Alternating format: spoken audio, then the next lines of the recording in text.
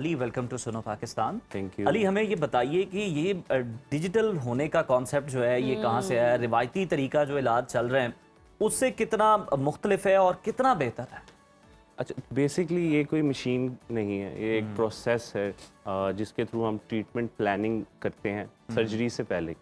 तो पहले क्या होता था कि सर्जरी के दौरान सर्जन ज़्यादातर डिसीजंस लेते थे जब उन्होंने सर्जरी कर रहे होते थे, मगर अब हमने क्या कर दिया है कि अब हम सारी ट्रीटमेंट प्लानिंग को प्री ऑप प्लानिंग पे लेके। सही। तो बेसिकली सीटी स्कैन्स का इस्तेमाल होता है, इसमें 3D प्रिंटर्स का इस्तेमाल होता है, ओरल स्कैनर्स का, उसकी मदद से एक डिजिटल 3D मॉडल आपके पूरे टिश्यू का, हार्ट टिश्यू का, ओरल टिश्यू का हमारे पास कंप्यूटर में आ जाता है। तो उसके थ्रू हम कंप्यूटर में ही आपकी सर्जरी की सारी प्लानिंग कर लेते हैं, जिसके थ्रू हमें पता चल जाता है कि बोन की डायमेंशंस क्या हैं, नर्व्स कहाँ से गुजर रही हैं, आर्टरीज, वेन्स वगैरह सब कुछ उस लिहाज से हम उसकी प्लानिंग कर लेते हैं। तो डिजिटल डेंटिस्ट्री जो है वो जो डिजिटल एडवांसमेंट्स हैं डेंटिस्ट्री में उसको जो बयान करती है वो एक टर्म है। वाह, ज़बरदस्त। यानी कह लीजिए सारा प्री वर्क हो जाता है, पूरा होमवर्क करने के बाद आप मैदान में उतरते हैं और फिर ये सारा कुछ होता है, जो कि पहले हम देखते हैं कि सर्जरी करें तो उसी मौके पर वो देखते हैं। अच्छा, ये तमाम उम्र के लोगों के लिए सेफ़ है? क्योंकि हम देखते हैं बुढ़ापे में जाकर दांतों को जब चेंज करें या इम्प्लांट करें तो प्रॉब्लम्स आती हैं। बिल्कुल, एग्जैक्टली उन्हीं सबसे ज़्यादा फ़ायदा ही उस उम्र के लोगों के लिए है, क्योंकि पहले उनको एक तवील सर्जरी से गुजरना पड़ता था। अब ये है कि बिना फ्लैप रेस किए, बिना कट लगाए उनको हम इम्प्लांट्स उनके प्लेस कर देते हैं, जो कि उनके लिए बहुत अच्छा हो जाता है। सिर्फ 16 साल से कम उम्र बच्चों में हम इम्प्लांट्स नहीं लगा सकते, क्योंकि उनकी बोन ग्रो कर रही होती है। उसके अलावा हर उम्र का जो इंसान है और लोग हैं उनके अंदर हम। अच्छा अली, हमें ये बताएं कि पेशेंट्स की सेटिस्फेक्शन कैसी है? क्योंकि उन्हें पता चल जाता है, पहले तो यही नहीं पता चल रहा होता था कि होना क्या है, मौके पे पता चल रहा है, बताया कुछ जाता था और फिर बताया जाता था नहीं अब हम ये वाला रूट ले रहे हैं, अब हम ये कर रहे हैं। लेकिन इससे कस्टमर जो है, जो आपके पेशेंट्स हैं, वो कितने सेटिस्फाई होते हैं? क्योंकि उन्हें ऑलरेडी पता होता है कि कौन सा ट्रीटमेंट उनके साथ हो रहा है और किस तरह से होना है। तो बेसिकली देखें, फियर ऑफ द अननोन, जब आपको पता नहीं होता होना क्या है, रिजल्ट क्या होना है, तो आपके अंदर एक बहुत खौफ होता है। अगर आपको दिखा दिया जाए कि आपके दांत जो हैं साल बाद, 6 महीने बाद ऐसे हो जाएंगे, इम्प्लांट्स इस तरह लगेंगे, उसके ऊपर दांत इस तरह आ जाएंगे, आपकी बाइट इस तरह हो जाएगी, तो पेशेंट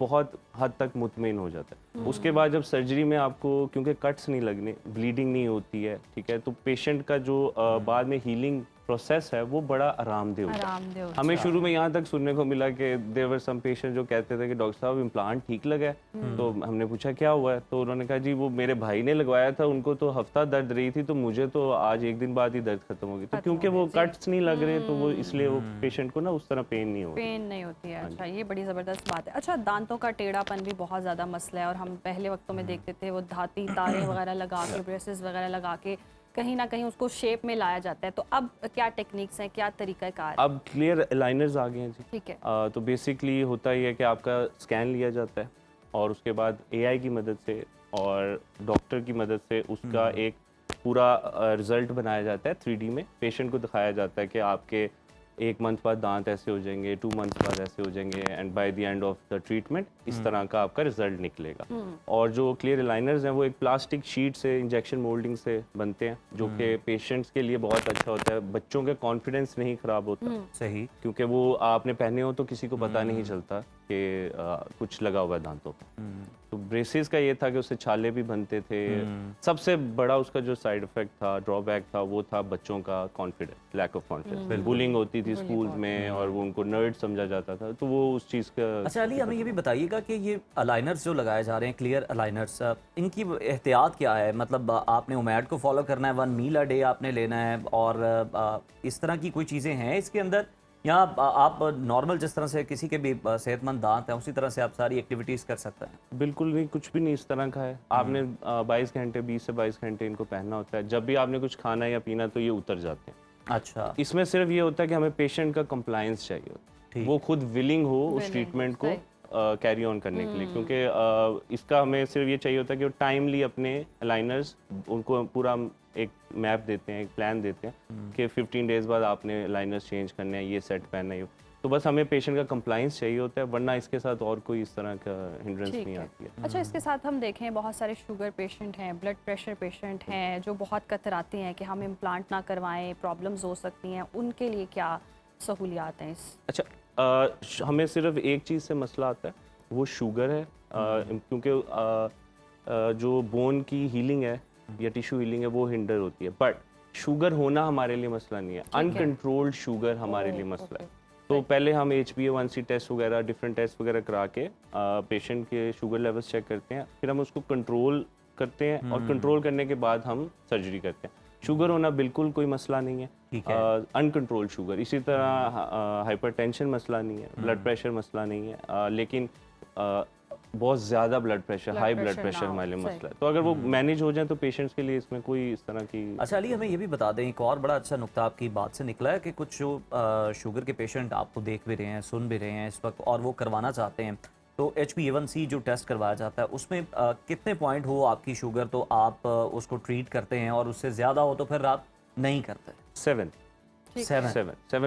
तो बेसिकली हम वी आर एमिंग फॉर के हमारे पेशेंट का जो टेस्ट रिजल्ट है वो 7 से नीचे है, then we are good to go for the surgery. अगर वो 7 से ऊपर आता है तो फिर हम मेजरमेंट्स करते हैं और उनको मैनेज करवाते हैं, फिर जब वो 7 से नीचे आता है फिर हम we proceed with the surgery. अच्छा, हम देखते हैं जो पिछले रिवायती तरीके थे ना, अगर मैं अपने घर में बात करूं, मेरी मदर के, तो उन्होंने जब से इम्प्लांट करवाया है ना, तो वो यही कहती है मेरे से कुछ चबा ही नहीं जाता है, तो इतने मजबूत ही नहीं होते, खा ही नहीं पाते। ये क्या रीज़न होती है, क्या वजह? मोस्ट प्रोबेबली उसके ऊपर जो दांत लगा है वो प्रॉपर एक्लूजन में नहीं आ रहा होगा, मतलब कि या तो बाकी दांतों की निस्बत ऊपर है जिससे वो खाती हैं तो ऊपर वाले दांतों पे दबाव पड़ता है, तो उससे उनको पेन होती है। तो वो फिर क्या करती हैं, अवॉइड करने लग जाता है पेशेंट, उस तरफ से नहीं खाता, दूसरी तरफ से खाने लग जाता है, और उससे मसला ये होता है कि सारा लोड जो कि डिवाइड होना था 2 साइड, जॉ का शेप भी मैंने सुना है एग्जैक्टली उस तरफ ज़्यादा दांत खराब होने लग जाते हैं। तो इसलिए ट्रीटमेंट करवाना नहीं होता है, अच्छा ट्रीटमेंट करवाना। मतलब वो तो अगर जो साइज ले रहे होते तो वो पेपर रख के भी उसमें चेक कर रहे होते थे, तो अब आप क्या नई जिद्दत लेके आए हैं वो भी बताएं। उससे काफ़ी हद तक ये कम हो गया, पेपर तो अभी भी रखा जाता है, मगर जो इम्प्रेशन, अगर आपको कभी आपने दांतों का वो एक क्रीम सी होती थी, पट्टी होती थी, वो मुंह में रखते थे और पेशेंट को भी गैग होता था, वो सब कुछ खत्म हो गया। हमारे पास एक कैमरा होता है, we just scan the mouth, वो आपके मुंह में कैमरा जाएगा, वो सारा उसका साइज ले। अब जो वैसे रिवायती इम्प्रेशन था उसमें थोड़ी थोड़ी एबनॉर्मेलिटीज आ जाती थी, ये दिस इज़ वेरी प्रिसाइज।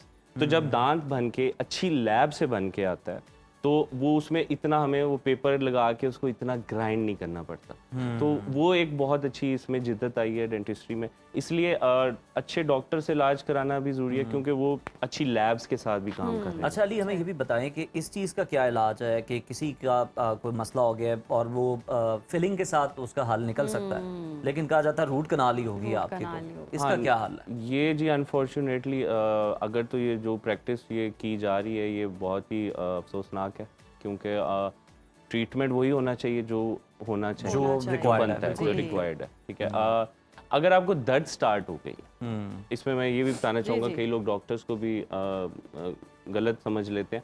अगर आपको दर्द स्टार्ट हो गई है तो फिर डॉक्टर ने रूट कनाल ही करना है, फिर फिलिंग नहीं हो सकती। फिलिंग तब तक होगी जब तक आपके दांत में दर्द नहीं है। अगर आपको कहीं पे काला निशान नजर आ रहा है या आप वैसे ही डेंटिस्ट के पास गए, डेंटिस्ट ने देखा, उसको लगा यहाँ पे कैविटी है, तो फिलिंग वहाँ पे हो सकती है। अगर एक दफा once you have the pain तो फिर लेकिन अली, आप इस लीग के अंदर होते हुए ये बात तस्लीम करते हैं कि ये वो ट्रीटमेंट है जिसका सबसे ज्यादा एक्सेसिव यूज जो है वो किया जाता है, जहाँ पे नहीं भी रिक्वायर्ड होता वहाँ पे भी? बिल्कुल ऐसे ही, ऐसा है, क्योंकि महंगा भी बहुत है ना, मैंने तो ये देखा है कि ये दांतों का इलाज महंगा ही बहुत है, इतने सेशंस चलते हैं। बिल्कुल ऐसे ही है। तो अच्छा, इसकी कॉस्ट कैसी आती है जो आप तरीका इलाज बता रहे हैं डिजिटल का? इसकी सेम उसी जो रिवायती डेंटिस्ट्री है उसी कॉस्ट में हम सब ये सब कुछ करते हैं। इसका कोई हम एक्स्ट्रा चार्ज। लोग शिकायत कर रहे होते हैं कि दांतों के अंदर रेशा पड़ गया है, ये किस वजह से होता है और इसका फिर इलाज क्या है? ये बेसिकली इन्फेक्शन है जो एक दफ़ा आपको दांत में दर्द शुरू हो गई तो इसका मतलब है उधर बैक्टीरिया आ गया है, अब उसने आहिस्ता आहिस्ता प्रोसीड करना है। इसमें गफलत पेशेंट की तरफ से है, रेशा पड़ना is a very late stage. ठीक है, इसका मतलब है कि आपने बहुत देर इससे दर्द पहले की भी बर्दाश्त, स्टेजेस थी कुछ? पहली स्टेज थी कि आपको सिर्फ काला निशान दांत में नजर आया, या आपको थोड़ा सा हल्का सा फील हुआ कि दांत में सुराख है, राइट। फिर उसके बाद आपको दर्द हुई, फिर उसके बाद आपको मजीद दर्द मेंटेन रहने वाली, पहले होती है खत्म हो जाती है, फिर उसके बाद लगातार दर्द होने लगी, उसके बाद नर्व्स डेड हो जाती हैं और आपको दर्द होनी बंद हो जाती है। पेशेंट समझता है कि यार ये तो मैं ठीक हो गया, ठीक है, और उसके बाद रेशा पड़ता है। तो इसका मतलब रेशा पड़ने का मतलब कि हड्डी के अंदर इन्फेक्शन पड़ गया, विच इज़ वेरी सीरियस। तो हम लोग पता नहीं क्यों इतना वेट करते हैं। जब पहले तो get yourself check every 6 month, go to a good dentist, ठीक है, और क्योंकि आपको नहीं पता चल रहा शुरू में कि कहाँ पे निशान है, उसके लिए डॉक्टर का देखना। इसका हल क्या है ये भी बता दें, साथ ही साथ इलाज क्या है इसका? इलाज ही है कि अर्ली ट्रीटमेंट, अर्ली इसको आप रेगुलरली 6 मंथ बाद आप डॉक्टर के पास जाएं, ठीक है, और वो आपका चेकअप करे, और अगर छोटी मोटी अली, फीलिंग, मेरा सवाल ये था कि जिसको हो गया है खुदा ना खास्ता, अब उसका ट्रीटमेंट क्या है? उसका ट्रीटमेंट रूट कनाल है, जो कि थोड़ा एक कॉस्टली प्रोसेस है। अगर पेशेंट नॉन अफोर्डिंग है तो फिर हमें दांत निकालना पड़ेगा जी। ये ही 2 तरीके हैं। अच्छा, आजकल हम देखते हैं क्लीनिंग के भी बहुत सारे ट्रीटमेंट्स हैं, और हम इतने सारे ट्रीटमेंट्स सुन कर अब हमारा भी दिल करता है स्केलिंग करवा लें, दांत बहुत चमकदार शाइनी हो जाएंगे, ठीक है, वो कुछ कहते हैं घिस घिस के ख़राब ही करने हैं आपने। अच्छा, इट्स अ मिथ। पता नहीं क्यों ये हमारी लोगों में इस तरह की बातें फैलाई जाती हैं और उनको एक सेहतमंद जिंदगी से दूर रखा जाता है। स्केलिंग एक एस्थेटिक ट्रीटमेंट नहीं है। स्केलिंग दांतों की खूबसूरती के लिए कम, और ये एक मेडिकल ट्रीटमेंट। तो बेसिकली स्केलिंग होती है मसूड़े और हड्डी की हेल्थ को मेंटेन रखने। आप ब्रश कर रहे हैं, आप फ्लॉस कर रहे हैं, मगर गम के नीचे हड्डी में इन्फेक्शन या बैक्टीरिया की कॉलोनीज बन चुकी हैं, जिसको हम टार्टर भी कहते हैं, उसको आप नहीं ट्रीट कर सकते। अच्छा। उसके लिए आपने एवरी 6 मंथ स्केलिंग करानी है। अगर आप स्केलिंग कराते रहेंगे, आप मसूड़ों की बीमारी से दूर रहेंगे। और मोस्टली यहाँ पे समझा जाता है 60-70 ईयर्स के जो अफराद हैं, वो उनके दांत मिसिंग है, 2, 4, 6, 8 दांत है मुंह में, तो हम कहते हैं ये नॉर्मल है।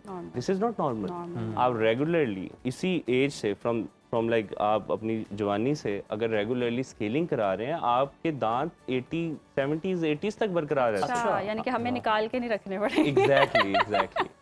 अच्छा, जबरदस्त। अच्छा, ये बड़ी ज़बरदस्त बात है। और कुछ लोग ऐसे भी हैं कि धागे भी दांतों में मारे होते हैं, और कुछ मेडिकेटेड धागे भी होते हैं, वो ठीक होते हैं? जो फ्लॉस है, जो प्रॉपर फ्लॉस है, वो तो लाजमी करना चाहिए, क्योंकि ब्रश वहां तक नहीं पहुंच पाता। अब बल्कि बड़ी लेटेस्ट चीज आ गई हुई है, वाटर फ्लॉसर। तो it's very easy to use, और उसकी अडेप्टेशन बहुत इजी है। वो बेसिकली एक पानी, वो आपके दांतों में एक पानी प्रेशर से पानी मारता है, और you do it once daily, तो आपको वो धागे मारने की जरूरत नहीं है। अच्छा, जबरदस्त। अली, हमें ये भी बताएं कि ये जो दांतों में ठंडा गर्म लगने की शिकायत है, इसके नाम पर टूथपेस्ट के बहुत बहुत बड़े कारोबार जो हैं वो खड़े हो गए हैं, बिजनेस सेट हो गए हैं।